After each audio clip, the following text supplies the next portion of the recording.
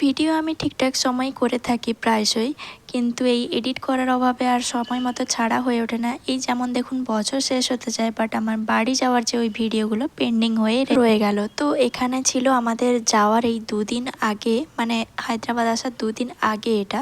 তো এখানে আমি রীতিমতো মাটনকে ক্লিন করছিলাম, আর মা ওদিকে ভেজ ফ্রাইড রাইস বানাচ্ছিল, সোম এদিকে বসে আমার ভিডিও করছে। তো কিছুক্ষণ আগেই ও মার্কেট থেকে লস্যি নিয়ে এসেছিলো, আর ওই টাইমটা একটু গরম ছিল, দুর্গাপুজোর সময় এখন প্রায়শই গরম থাকে। তো এখানে মা মাটনও বসিয়ে দিয়েছে, আর চলো এবারে আমরা খাওয়া দাওয়া করব। এই তো দুপুরের মেনু ছিল আমাদের ফ্রাইড রাইস আর মাটন কষা।